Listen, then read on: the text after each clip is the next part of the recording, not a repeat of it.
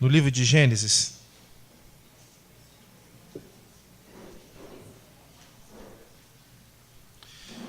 Gênesis capítulo 4.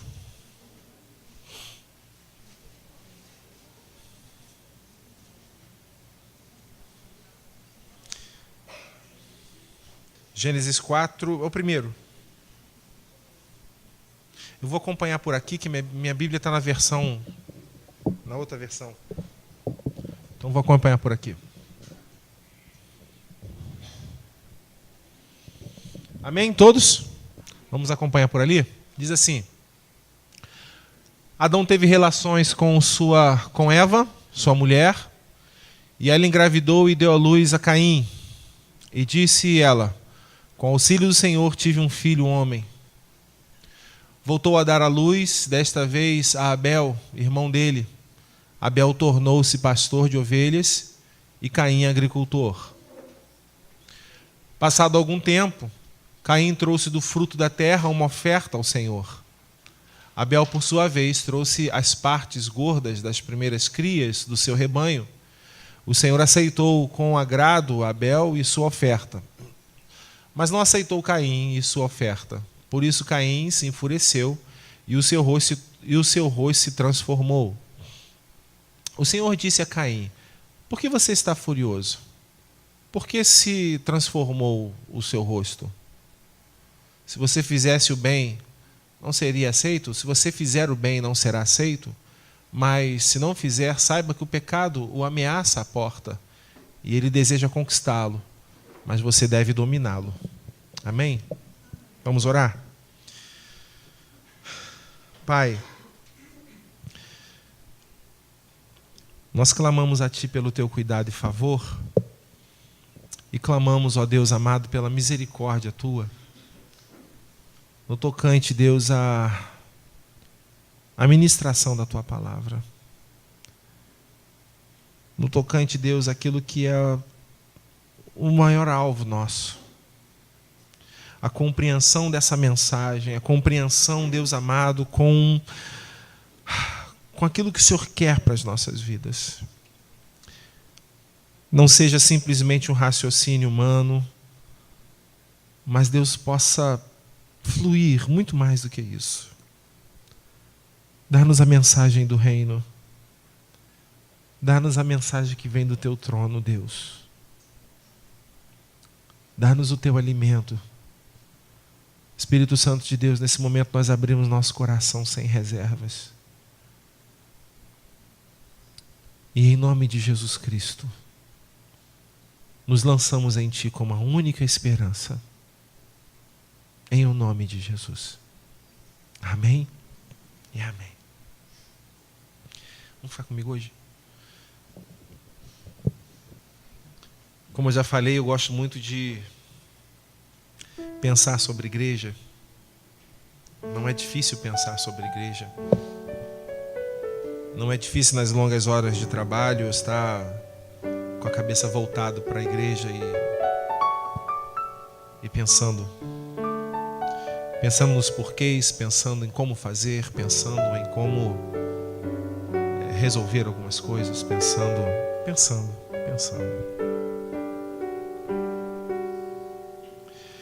E de repente a gente começa a pensar: Deus, como é que eu posso ser melhor para o Senhor? Nós começamos a pensar: Deus, como é que nós podemos melhorar para Ti? Porque eu acho que essa é a reação normal do ser humano. Essa é a reação normal. A reação daqueles que querem alguma coisa. Como é que o marido pode ser um bom marido? E se ele se torna um bom marido, e se ele ama essa mulher, ele vai dizer: como eu posso ser melhor ainda? Como que eu posso surpreendê-la? Assim, eu acho que a esposa também. A boa esposa vai perguntar: como eu posso surpreendê-lo? A nossa vida é assim, porque a nossa busca por aperfeiçoamento ou por perfeição, ela não para. Ela não para.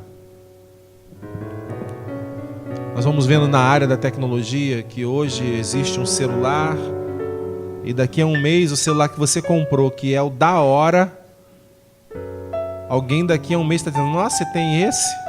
Porque já nasceu, já foi criado um melhor ainda.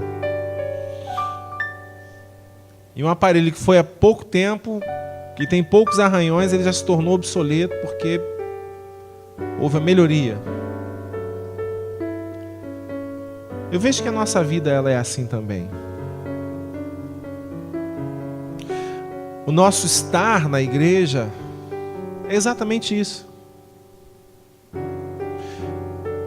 Deve ser, ou então, se é, ou deveria ser exatamente isso, em como nós podemos melhorar para o Senhor. Quando eu olho para a palavra de Deus, eu vejo em todo instante, em todo tempo, Ele nos ensinando a sermos melhores para Ele, como nós podemos fazer para dar o louvor, para dar a adoração, para entregar a Ele o perfeito louvor, para entregar a Ele a perfeita adoração. Não é verdade? Nós olhamos passagens como o Senhor dizendo, olha, eis que eu estou aqui procurando verdadeiros adoradores, porque Deus é Espírito e importa que seus adoradores o adorem em Espírito e em verdade. Ele vai dizendo que Ele procura verdadeiros adoradores. Ou seja, pessoas que entraram na casa do Senhor com um propósito único, de serem cheios dEle. Serem cheios dEle. Como eu já falei alguns versículos aqui, como ele diz, olha, se você procurar acumular para você tesouros na terra, você está perdido. Porque a bem-aventurança, o ser feliz, é quando você consegue entender que o acúmulo de tesouros é no céu. Os valores são outros. Você vai ver um diálogo, você vai ver uma conversa dele com seu filho, com aquele que ele criou, com um dos seus profetas, dizendo, olha, Eli, olha Samuel, os seus planos não são os meus planos. Os seus olhos não são os meus olhos. Você enxerga a aparência, você enxerga o que está estampado no seu rosto. E o Senhor diz, eu consigo ir mais além do que isso. Eu enxergo o coração, eu enxergo a intenção. Eu enxergo o que é de verdade. Então ele começa a dizer para esse Samuel que o que é de verdade não é o que se vê, mas o que é de verdade é o que está dentro. Por isso que muitas vezes ele vai dizer que o que contamina não é o que entra, mas é o que sai. Que ele vai dizer muitas vezes, que a boca fala muitas vezes que o que está cheio, que o coração está cheio. Então a gente começa a perceber o quão importante é essa ação de oferta, essa ação de entendermos o que é oferta. E eu quero libertar você disso antes que seu coração se trave ou se feche. Eu não estou falando sobre dinheiro. Estou falando sobre a sua oferta como vida, como pessoa, como seu coração, como a sua intenção, os seus valores. E a gente olha uma passagem bastante conhecida que fala sobre Caim e Abel. Volte por favor lá para mim, lá em cima. Que fala sobre Caim e Abel. Fala sobre a relação de Adão com Eva. Ela engravida, dá à luz a Caim, ao primogênito, e logo depois vem Abel. E nascem os dois. Vai dizendo o que se tornou Caim e Abel. E o interessante é que muitas vezes a gente pensa, mas Abel tornou-se pastor, por isso que Deus aceitou a oferta dele. Não tem nada a ver isso. Mas Abel torna-se pastor de ovelhas e Caim o agricultor. Passado algum tempo, e quando a gente diz passado algum tempo, a gente tem que entender que há um tempo nesse passar. Porque a gente dá um pulo muito grande do que se tornou Abel e do que se tornou Caim para a oferta que já foi dada. Então, passado algum tempo, Caim trouxe do fruto da terra uma oferta ao Senhor. Que tempo foi esse? O que aconteceu no meio desse tempo?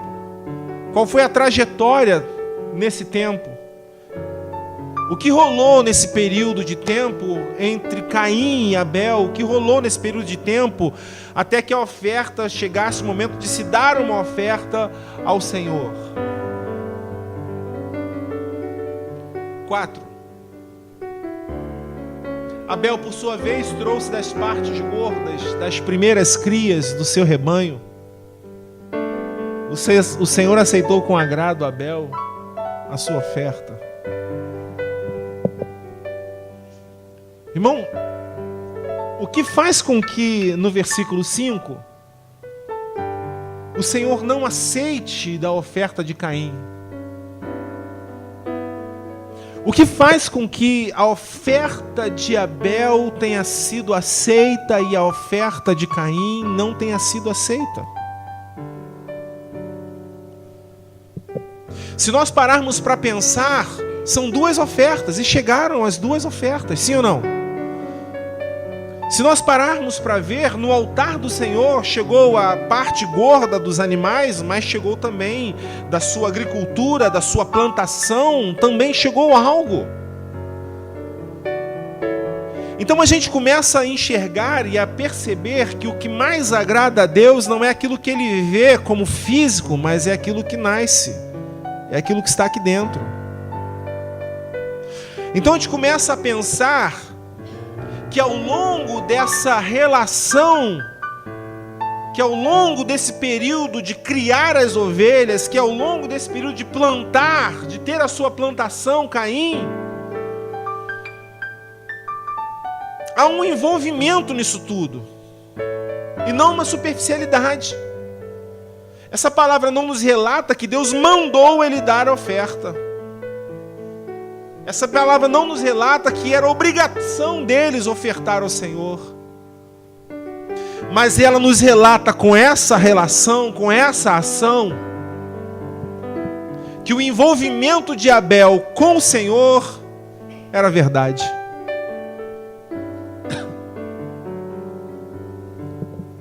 Caim nasce primeiro, volta por favor novamente. Caim nasce primeiro, não é isso?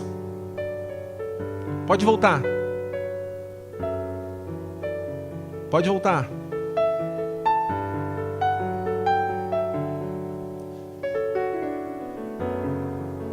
Não. Desce. Versículo 2. Versículo 3, então, aí. Aí. Passado algum tempo, Caim trouxe do fruto da terra uma oferta ao Senhor. Versículo 3. 4. Abel, por sua vez. Quando ele diz Abel por sua vez, já dá uma conotação de que Abel não trouxe qualquer coisa. Abel, por sua vez, trouxe as partes gordas, as primeiras crias. Gente, quando a gente percebe esse por sua vez, isso está intrínseco, muita coisa ali. Contido nesse por sua vez existe uma relação verdadeira com Deus. Contido nesse por sua vez existe algo que ninguém roubaria de Abel em momento algum. Existe um coração que de alguma forma ele estava podendo falar: como eu faço para agradar ao meu Senhor? Como eu faço para que através dos frutos da minha mão, daquilo que eu estou fazendo, possa gerar alegria no coração de Deus? Há uma oferta das duas partes, há uma oferta de Abel, há uma oferta de Caim.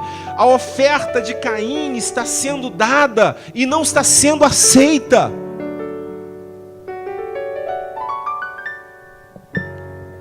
A de Abel está sendo aceita, está gerando alegria no coração desse Senhor. O por sua vez faz toda a diferença. O por sua vez marca a vida do homem e da mulher de Deus em pleno século 21. Porque você tem espalhados pela face da terra, nas diversas igrejas, nos diversos nomes de igrejas, vários Caíns e vários Abéis. Você tem pessoas hoje que estão envolvidas com Deus e estão no seu dia a dia dizendo: como faço para agradar ao Senhor? Não é de um dia para o outro que essa necessidade ou que esse desejo de dar alguma coisa a Deus nasce. Ô irmão, presta atenção numa coisa. O desejo de Abel de ofertar a Deus alguma coisa é o mesmo princípio do coração do pai, de ofertar o filho com relação a alguma coisa. Como eu faço? Aproxima-se, volta ao Senhor e, por sua vez, a oferta de Abel, ela é aceita ao Senhor. Quantos de nós, irmãos, deixamos-o por sua vez há algum tempo atrás? Já pensou nisso? Quantos de nós já tivemos uma vida de preocupação? Já tivemos uma vida de estar parado para pensar onde foi, Deus, que deixei? Onde foi que a minha vida deixou de ser lapidada? Onde foi que eu permiti o não envolvimento com o Senhor numa verdade íntima que faça com que eu olhe para o meu dia e diga: como eu posso fazer para te agradar, Deus?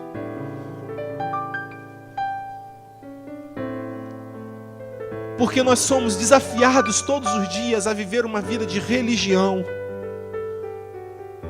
Eu trabalho num meio, irmão, onde todos os dias eu sou desafiado a enxergar as coisas que acontecem e serem normais.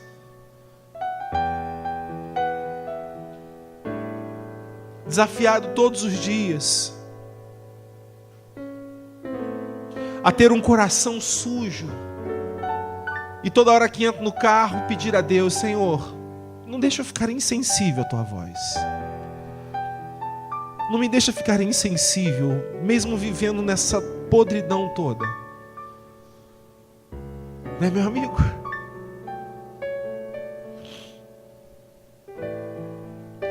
Porque nós não podemos perder o por sua vez. Você está entendendo? Não é uma mensagem tão simples, mas tão verdadeira. Porque nós não podemos perder o por sua vez. Porque todos fazem a mesma coisa, mas apenas alguns. Deus está dizendo: por sua vez o Júnior, por sua vez a Keila. Todos nós estamos indo para a igreja porque nós aprendemos que temos que ir para a igreja. Todos nós colocamos a mão no bolso para ofertar porque nós aprendemos que temos que ofertar. Todos nós oramos ou falamos ou lemos a Bíblia porque aprendemos que temos que fazer isso. Irmão, toda a prática de religião foi feita por Caim também. Da mesma forma que durante os dias, as semanas, os meses iam passando e aquela ovelha ia sendo criada e crescida para alguém que pega e diz: olha, por sua vez trouxe das partes gordas das suas primeiras crias. Não é qualquer coisa que ele está dando. Não é qualquer ovelha que ele está dando. Ele está se envolvendo com aquilo que ele vai dar ao Senhor. É como se ele estivesse nascido, ele está dizendo: agora essa aqui é do Senhor e eu quero cuidar, porque é essa que é do Senhor. Essas são as primeiras. É essa que ele começa a ver a crescer, ele começa a cuidar, ele sabe que aquela parte, que aquilo que ele está fazendo é do Senhor. E deixa eu falar uma coisa para você: o que mais agrada ao coração de Deus não é a ovelha que você tem para dar, não é o dinheiro que você tem para dar. O que mais agrada ao Senhor não é a sua carteira, se antes o seu coração não for convertido. Não é a cifra que você está dando a Ele, se antes você e eu não nos rendermos a Ele como temos que ser. Se nós não arrancarmos do coração de Deus o por sua vez, se nós não olharmos para a nossa vida, em meio ao caos que nós vivemos, e Ele conseguir enxergar e falar, assim como falou para Jó: está vendo meu servo Jó, homem íntegro, reto, temente a Deus, se desvia do mal, não há outro na face da terra que seja como este homem. Sabe o que Deus estava falando de Jó? Por sua vez, o mundo está em pecado, por sua vez, Jó manteve a sua integridade. Por sua vez. Eita! E quando a gente olha essas passagens, algo tão simples, né, irmão? Algo tão simples. A gente começa a perceber o porquê que Deus não aceitou a oferta de Caim. Porque a anomalia não estava na oferta. Porque o problema estava no coração. O desejo desde o princípio não era agradar a Deus, era apenas cumprir um ritual. Versículo 5, para mim: mas não aceitou Caim. Irmãos, não aceitou Caim. Versículo 5.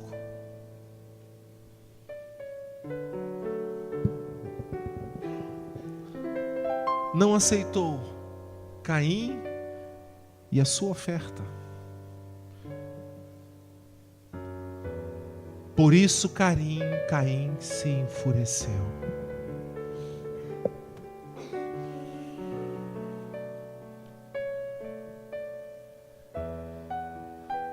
Nós não conseguimos ir além ou agradar se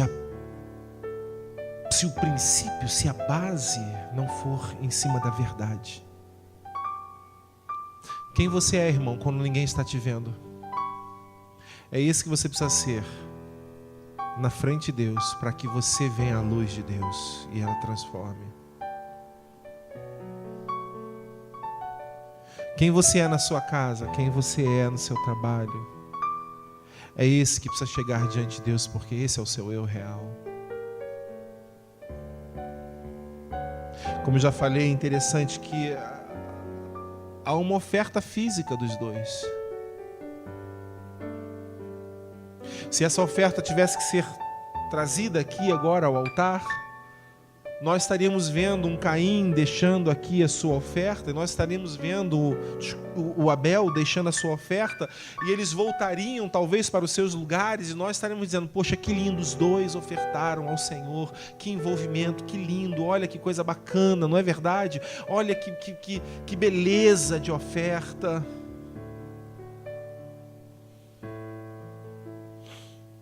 E Deus está dizendo: não é isso. Não é a ovelha, não é o que se planta, é quem somos. É quem somos. Preste atenção, irmão, não estou dizendo que Deus está querendo perfeição de você, amém? Não estou dizendo que Deus requer algo perfeito, mas Deus quer verdade. Deus inspira o nosso coração a viver na verdade. Deus, esse sou eu. E ainda que a sua oferta seja muito pequena, 5 pães e 2 peixinhos, e ainda que você não seja reconhecido por ninguém, mas é através dessa pequena oferta que Ele faz algo muito grande. É através da sua pequena verdade, em meio talvez a um mundo que você ainda está preso. É o desejo de chegar em Deus. É o desejo de olhar para Ele. É o desejo que Ele olhe para você. É o desejo de sentir no coração, ser tomado por Ele. É o desejo de conseguir fechar os olhos. E no dia a dia que nós vivermos, e nós vivemos, nós temos a coragem de fazer o que todo cristão deve fazer. Ah, Deus, cuida de mim. Eu quero entregar minha vida nas tuas mãos. Irmãos, todos os dias nós somos desafiados. E se deixar, todos os dias nós ouvimos uma mesma mensagem, uma mensagem desafiando a gente a viver o que nós temos que viver. E nós corremos o risco de todos os dias não ouvirmos o por sua vez.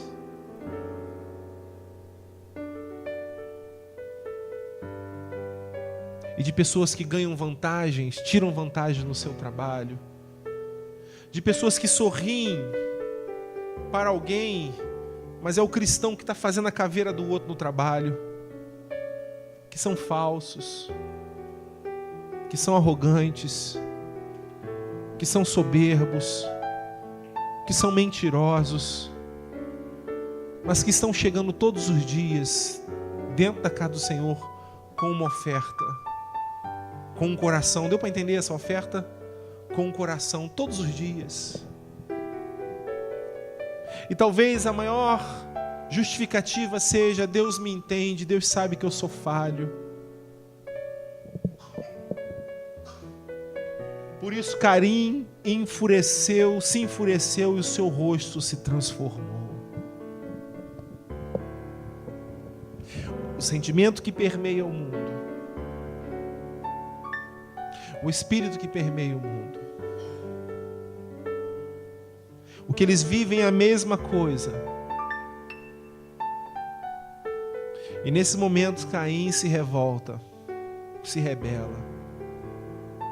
Seu coração transforma-se, seu coração é tomado. No versículo 6, o Senhor vai chegar próximo a Caim e é como se estivesse dizendo: o que está havendo, Caim? O que houve? O que houve, meu filho? Por que se transformou o seu coração, o seu rosto? Versículo 7. Se você fizer o bem, não será aceito. Deus está falando sobre fazer o bem. E esse bem não é simplesmente esse físico. Se você fizer o que você tem que fazer, o que você está proposto a fazer, você não será aceito. Lembra que nesse texto aqui ele falou que Caim e a sua oferta não foram aceitas? Deus está dizendo: se você não fizer o bem, você não vai ser aceito. Se o seu coração, se a sua vida, se a sua razão de ser, ela não começar em Deus, você acha que Deus não vai aceitar? Irmãos, nós aprendemos por muitos e muitos anos, talvez, que Deus exista para nos abençoar. Nós aprendemos por muitos e muitos anos que Deus existe para realizar os nossos pedidos, os nossos sonhos. Nós aprendemos por muitos anos que a ação de ir para a igreja é para mudar alguma coisa na nossa vida, né? É a família, o casamento, é a mãe, o pai, a saúde, o dinheiro, é alguma coisa. Nós entramos na igreja com as nossas relações de pedidos, de petições ao Senhor. E deixa eu fazer uma pergunta: e se Deus disser não, irmão? E se Deus olhar para você e falar assim: não, eu não aceito esse seu pedido.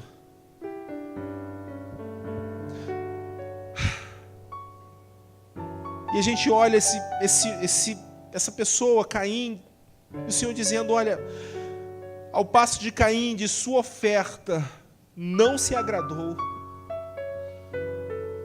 E ele fica sobremaneira irado, irritado,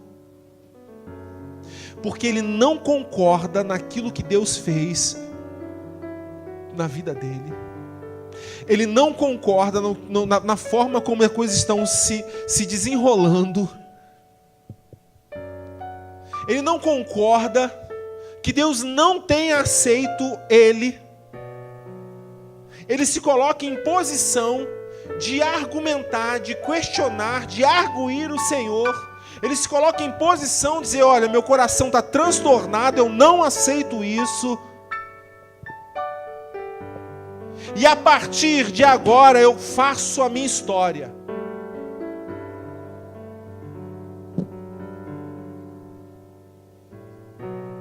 falta de relacionamento nos leva a um profundo domínio de nossas vidas, a ponto de dizer, deixa que nós vamos cuidar da nossa vida.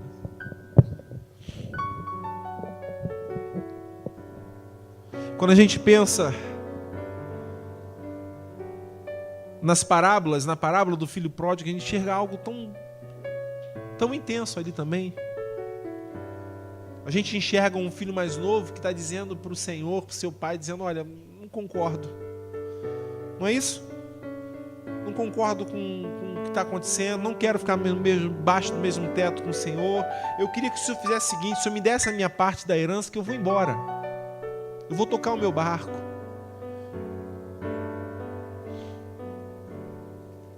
Dono de si mesmo. Os rebeldes da vida cristã, que são donos de si mesmo, que estão vivendo debaixo do teto, que estão vivendo dentro de uma cultura, de uma religião, mas que ainda não compreenderam, vão embora. Esse filho pródigo vai embora.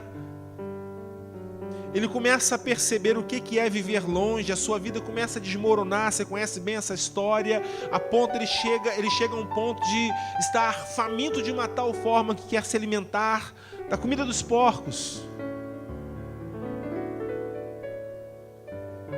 E é exatamente lá que eu acho que uma grande conversão acontece. Porque ele começa a pensar, os empregados do meu pai são mais bem tratados do que eu aqui. Meu pai trata os empregados, perfeito. Eu vou voltar para ele. Eu quero voltar para a casa do meu pai, mas dizer para eles, pai, eu pequei contra os céus e contra a terra. Eu pequei contra o Senhor e eu não sou nem mais digno de ser chamado teu filho. Me trata como um dos teus servos. O homem saiu do trono do seu coração. A partir desse momento, o filho pródigo, o filho mais novo, estava preparado para produzir uma oferta que agradaria ao pai. Talvez a mesma oferta de todos os dias, mas que o coração não estava envolvido. Talvez ele fizesse da mesma forma o que ele sempre fez, mas agora ele está envolvido com essa oferta. Talvez ele orasse como ele orava antes, o mesmo tempo, mas agora ele está envolvido nessa oração. Ele quer saber, Deus, o Senhor está aqui. Espírito Santo de Deus, o Senhor chegou, o Senhor está aqui comigo. Porque eu não quero falar sozinho, eu quero falar com o Senhor. Diferença. Aí você percebe, esse filho mais novo volta para casa, o pai avista-o de longe. Ele chega com seu discurso de quebrantamento, de coração transformado, coração, sabe, de Abel. Abelizado coração. Aí ele aproxima do Senhor e ele vai dar esse discurso ao Senhor. Senhor, pequei contra o céu, pequei contra a terra, pequei contra todas as coisas, ó Deus amado. Ó Senhor, eu quero voltar. Me trata agora, eu não sou mais digno de ser tratado como teu filho, me trata como teus servos, mas me aceite. Pronto. Sabe o que o Senhor enxergou nesse jovem? Verdade. Só verdade. Ele se reconheceu. Ele aceitou quem ele era. Ele sabia quem ele era. E ele sabia que a produção que ele estava dando a Deus antes não era uma verdade, por estar vivendo dentro da casa do Senhor, vivendo em rebeldia. Por estar vivendo dentro dos cultos, por talvez pregar, por talvez cantar, por talvez, sabe, ou sentar para ouvir, por talvez ser crentes de domingo apenas, mas vivendo ainda assim em rebeldia. Mas eu não fumo, eu não bebo, eu não cheiro, eu não mato ninguém, eu não falo mal de ninguém. Mas qual é a produção do seu coração para esse Deus?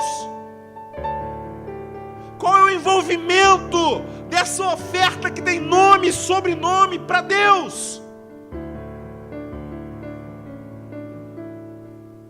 E ao chegar ao Senhor, esse quebrantamento de coração, é como se Deus estivesse dizendo, pronto, agora você está produzindo. O Senhor diz: agora nós podemos fazer uma festa.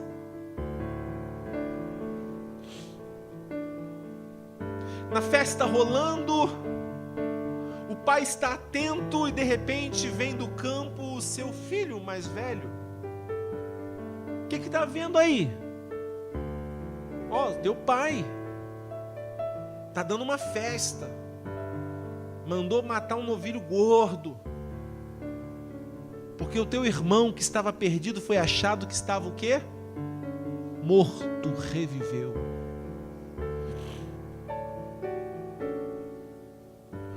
O filho mais velho, gente, nem chegou perto da festa. Esse filho mais velho não saiu da casa do pai. Esse filho mais velho continuou produzindo para o pai. Continuou fazendo os trabalhos para o pai. De repente o pai avista de longe, assim como conseguiu avistar de longe o filho mais novo, e foi em busca do seu filho e disse: meu filho, o que está havendo? Vamos lá. Como vamos lá? Como vamos lá? Esse teu filho aí levou parte do teu dinheiro, gastou com prostitutas, gastou em festa, gastou em orgia, gastou em tudo. E ele volta agora com o rabinho entre as pernas. O Senhor ainda manda matar um novilho gordo para ele, ainda dá uma festa para ele. O que está acontecendo aqui, pai? Vocês estão conseguindo enxergar essa leitura bíblica desse jeito? Preste atenção no seguinte, irmão: onde é que está o coração desse filho mais novo, mais velho? A resposta que esse filho mais velho vai dar a esse pai está dizendo onde está o coração dele. Porque a resposta que ele dá ao pai depois é a seguinte: preste atenção, pai. Depois de eu ter te falado tudo isso, eu quero falar para o Senhor que eu estive na sua casa, vivendo debaixo do seu teto, todos os dias da minha vida. Eu trabalhei para o Senhor como um escravo. Eu obedeci tudo que o Senhor mandou e o Senhor nunca me deu nada. Onde está o coração dele? Qual que é a produção desse filho? Onde está a razão desse filho? E de repente o Senhor abre a voz e diz para ele: meu filho, você não entendeu nada. Gente, tem muita gente andando dentro do caminho cristão e não entendeu nada ainda. Tem tanta gente hoje seguindo apenas uma estrada, seguindo apenas uma direção que alguém apontou ser a certa, mas ele está andando sem ter entendido nada. O coração que não produz, o coração que não louva, o coração que não é agradecido, o coração que não se rendeu ao Senhor, que ora porque tem que orar, que lê a Bíblia porque tem que ler, porque é uma obrigação. Deus não está pedindo de mim, de você, uma obrigação de ler a Bíblia. Deus está dizendo: tem que ser prazer para você, filho, porque eu não imputo sobre a sua vida nenhum peso de acusação, porque eu não imputo sobre a sua vida nenhuma cruz mais. A palavra não é cruz, a oração não é cruz, mas ela é regozijo para a tua alma. Ah, meu irmão, quando o pai olha para ele e diz: filho, você não entendeu nada. Tudo que é meu é teu. Sabe quem está dizendo? Da mesma forma que eu produzo na sua direção, Ivan, Deus está dizendo: você pode produzir na minha direção. Ele está dizendo: Michel, da mesma forma que eu produzo amor na sua direção, você pode produzir para mim, na minha direção. Os olhos do mais velho estavam naquilo que o pai podia dar. Estava preocupado em quanto o filho gastou. Estava preocupado em quanto ele trabalhou e que ele nunca recebeu. Lembra que eu falei sobre produção e recompensa? Quantos lembram dessa mensagem? Estava preocupado. Eu estou trabalhando para o Senhor e não me vem recompensa. Está preocupado? Se você está trabalhando muito e ainda não recebeu muito dinheiro, relaxa. Está preocupado? Se você já fez muita coisa e ainda não aconteceu o que você quer, relaxa. Se está estudando muito, relaxa. Por quê? Porque é na hora que Deus quer. É na hora que eu e você nos esvaziarmos disso, sabe, Ivan? Na hora que eu e você falarmos assim: cara, Deus, então me ajuda e me ensina a relaxar, me ensina a confiar nessa palavra, me ensina então a entender que não é naquilo que eu produzo, é naquilo que tu fazes através do milagre. Me ensina a entender qual é o coração de Abel. Me ensina a entender que as ovelhas que eu estou criando não são minhas, é tua. Me ensina a entender isso, Pai. Me ensina a entender. É Deus. Quantos estão entendendo isso? Abra sua Bíblia em Gênesis ainda, mais uma vez, capítulo 22.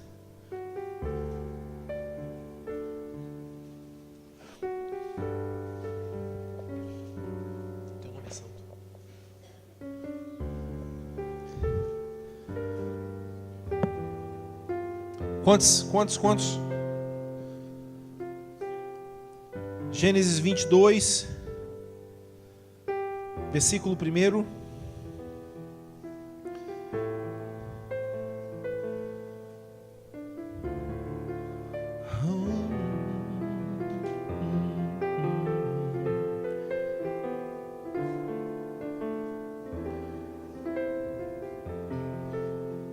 Gênesis 22, versículo 1.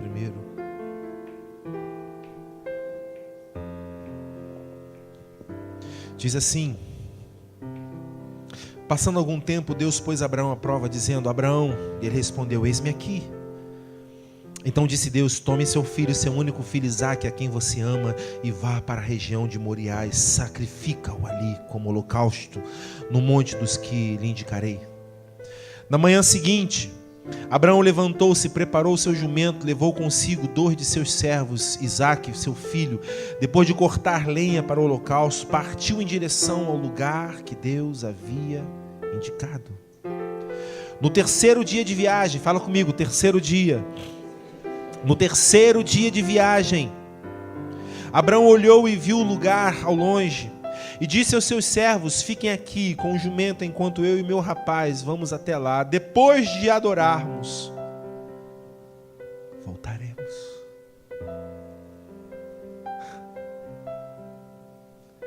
Abraão pegou a lenha para o holocausto e colocou nos ombros de seu filho Isaque. Leva a lenha. E ele mesmo levou as brasas para o fogo e a faca. E caminhando os dois juntos, Isaque disse ao seu pai Abraão: meu pai. Sim, meu filho, respondeu Abraão.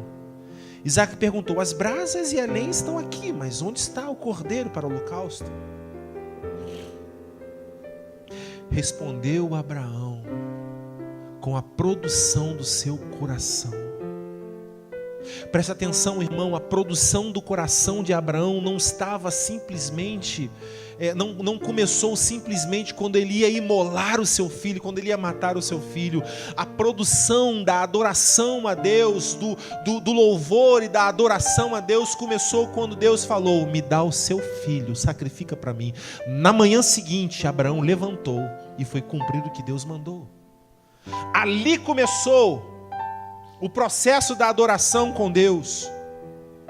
Ali começou o processo onde Deus estava dizendo: esse é meu filho, esse tem o coração de Abel, esse tem o coração que me serve, que se entrega por completo comigo. Ele não foi o Caim que olhar para Deus e dizer: como o Senhor pode me pedir Isaque, se eu pedir o Isaque ao Senhor? Como o Senhor pode ser o Deus que dá e toma? Ele tinha todas as condições, humanamente falar, de como Caim virar as costas para Deus e dizer: eu não quero mais. Nós lemos esse texto talvez muito friamente, porque conhecemos o fechamento dessa história. Mas Abraão não conhecia o fechamento, o encerramento dessa história. Ele estava sentindo na pele, ele estava dentro de valores e emoções, explodindo dentro dele, talvez numa luta constante como homens que somos, em obedecer a Deus e enfrentar a si próprio. 3 dias demoraram, no mínimo 2 noites. 3 dias se passaram daquele homem deitado em algum lugar, descansando em algum lugar. Imagino eu, vou viajar junto com você, que ele não conseguia dormir, porque era o seu filho, seu filho. Os seus servos dormindo de um lado para o outro, o próprio Isaac dormindo, e ele olhando para o seu filho, dizendo: Deus, é isso mesmo que eu tenho que fazer. 3 dias. 3 dias de produção de um louvor que ninguém roubaria dele mais. 3 dias. Versículo 9. Quando chegaram ao lugar que Deus lhe havia indicado, Abraão construiu um altar e sobre ele arrumou a lenha, amarrou seu filho Isaque e o colocou sobre o altar em cima da lenha. Quantos conseguem enxergar isso? O irmão, Abraão estava se amarrando e colocando-se sobre o altar, porque se ele mata aquele filho, é parte dele que vai embora. Quantos entendem isso? É como se ele estivesse amarrando parte do seu ser, parte do seu corpo, parte da sua vida. É como se ele estivesse ouvindo Deus olhar para mim e para você e dizer assim: meu irmão, me dá a sua vida. Eu quero, Bruna, a sua vida, eu quero a sua vida. Olha para cá para mim, irmão. Deus quer a sua vida, amém? Diga para quem está ao seu lado: Deus quer a sua vida. Agora, para ter coração de Abel, é necessário ter coragem. Porque não existe oferta para Deus que não haja primeiro envolvimento com ela. Não existe oferta para Deus que sem primeiro nela.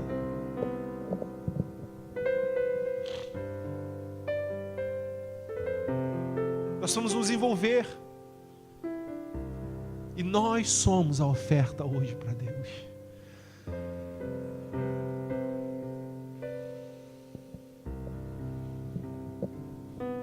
Estendeu a mão, versículo 10, estendeu a mão e pegou a faca para sacrificar seu filho. E eu fico imaginando essa cena aqui, essa passagem, como se fosse um filme, gente. Minha cabeça, né? Que é aquela hora que o mocinho vai vencer, que vem aquela música, tchá, tchá, porque aí vem, então, mas o anjo do Senhor chamou do céu: Abraão. Tem que ser uma voz, né? Porque não pode ser Abraão.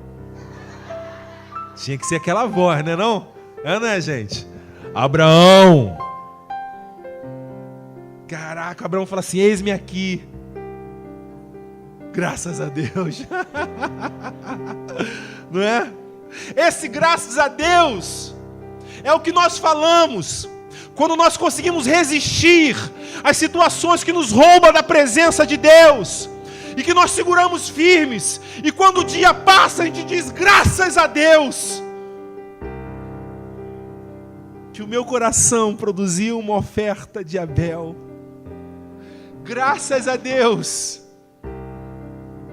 que Deus me ajudou a ser obediente. Graças a Deus que eu obedeci. E por isso sou chamado de amigo de Deus. Quantos são amigos de Deus? Diga amém. Isso nos leva a um desafio gigantesco, irmão.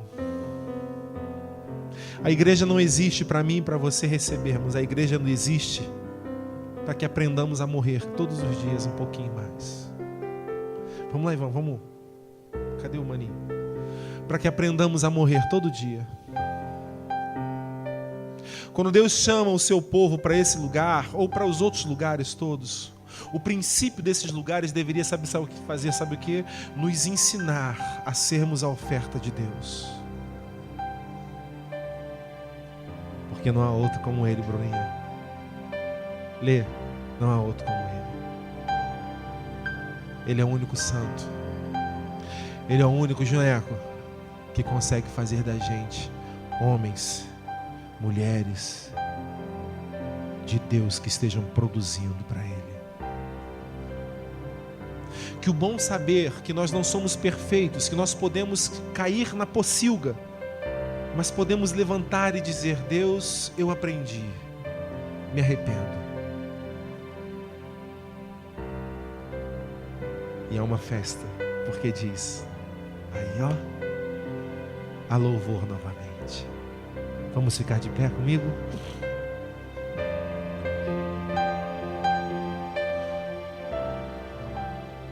Não há outro como tu, só tu és Deus, tu és o maior, tu reinas sobre terra e céu.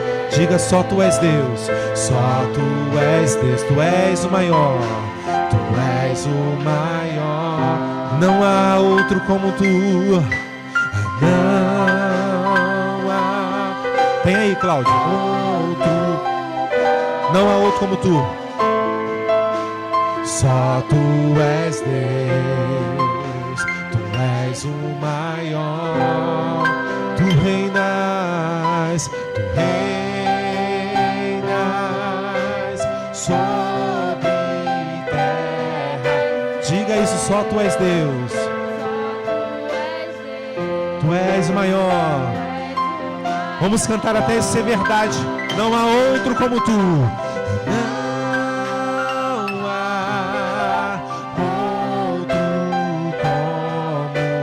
Só tu és Deus, tu és o maior, tu reinas sobre terra, só tu és Deus. Quantos têm coragem para cantar: Senhor da minha vida? Então cante bem forte ao Senhor, como verdade, como Abel. Senhor da minha vida, Senhor do meu coração, Senhor do meu coração, a ti levanto as minhas mãos, a ti levanto as minhas mãos. Para quê? Para te adorar e sempre proclamar, e sempre proclama teu nome é santo, o teu nome é santo, teu nome é santo,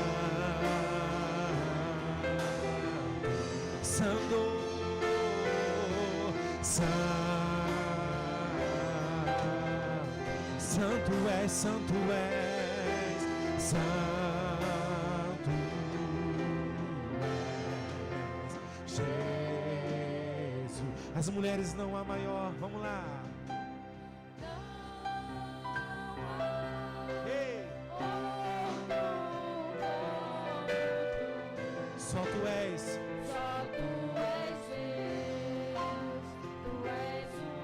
Os homens, ele faz parte da sua vida. Cante forte: tu reinas. Tu reinas sobre terra e céu. Só tu és Deus, tu és o maior. Cante: Senhor da minha vida, com toda a força. Senhor da minha vida, Senhor, Senhor do meu coração, a ti levanto as minhas mãos, a ti levanto as minhas mãos. Pra quê? Para te adorar e sempre te amar e sempre teu nome é santo. Yeah!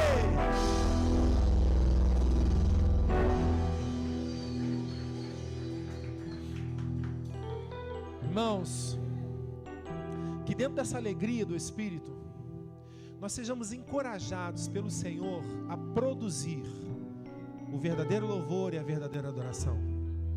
Amém? Não te perturbe, não turbe o vosso coração, como diz a palavra.